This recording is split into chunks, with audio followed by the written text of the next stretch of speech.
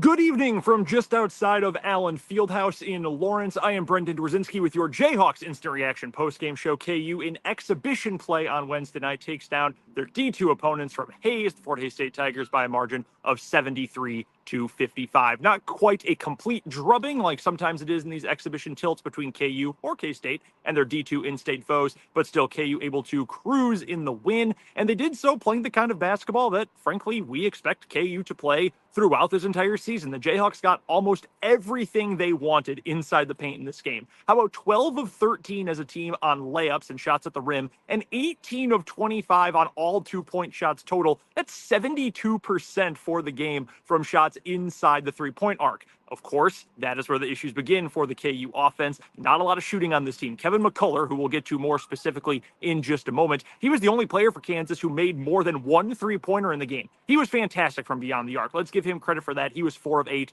Nobody else made more than one three-pointer, in the entire contest. Now, Parker Brown did make one as well. That was a banked-in shot, and Bill Self might be the first one to tell you that your big man stepping out to the top of the key and banking in a three, not exactly the kind of shot that you can, pardon my pun, bank on over the course of the season. So the three-point shooting, an issue for KU. We knew going into this season, three-point shooting would be and already is an issue for this Kansas team. But outside of that, things looking pretty good for the Jayhawks so far. Let's get to a few of the individual performances in this one for Kansas. And we start with Kevin McCullar, who, as I said, 4 of 8 from three-point range today. Great with the long-range shot. He finishes with a game-high 21 points, 6 of 10 from the floor. He ends up with a 6 rebound performance as well, leads all players with 3 steals in the game. It's the kind of performance that, frankly, KU not necessarily needs. I don't want to go that far because this is a talented team. It's not an especially deep team, but there is a lot of great talent on it. But it's the kind of game that there will likely be times this season when Kevin McCullar needs to have. Look back to last season. His buddy, former Jayhawk great at this point, Jalen Wilson,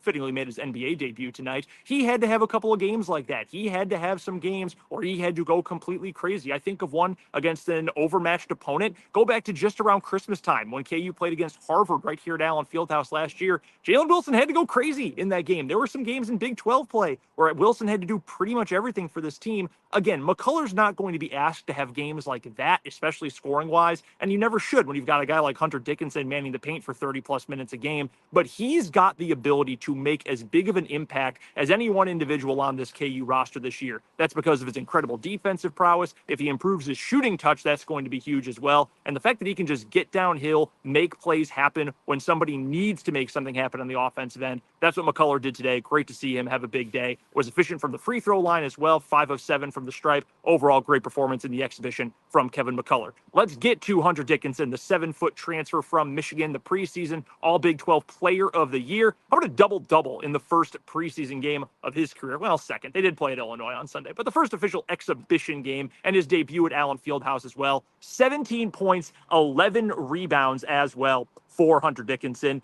There were some moments where you thought, okay, maybe you expect a little bit more defensively. That is going to be a work in progress. Bill Self himself would tell you that is going to be a work in progress over the start of this season, getting him in the right position defensively. He's going to be asked to do different things at KU than he was asked at Michigan. Not surprising when you go from being coached by Juwan Howard to being coached by Bill Self.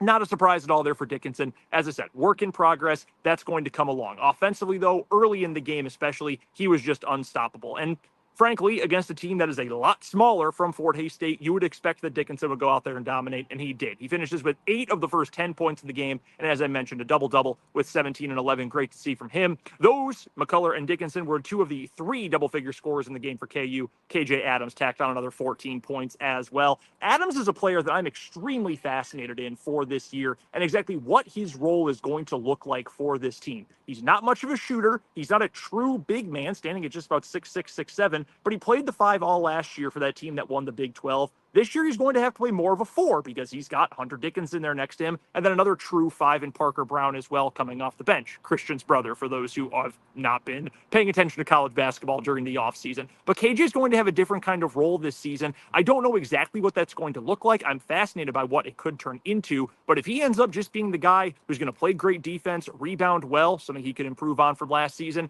and can score even in cleanup duty, can lay the ball in, make plays in transition, it's going to be another solid season for KJ Adams. Defensively, KU looked great over the course of the night, holding Fort Hays State to right around 31% shooting for the game. That's the kind of performance you would expect in a game like this. Things got a little bit sloppy late. KU probably turned the ball over too much, but it was also almost all walk-ons and freshmen by the near end of the game. So you'll take the final score for what it is with a bit of a grain of salt. 73-55, KU comes away with the exhibition win over Fort Hays State here at Allen Fieldhouse. Next up for the Jayhawks, the regular season begins on Monday night, 7 o'clock, right back here at Allen Fieldhouse. The TV coverage for that game will be on ESPN Plus as KU takes on the Eagles from North Carolina Central. Again, 7 o'clock tip-off. We will have coverage from that game. Yours truly will be here in the building for that one.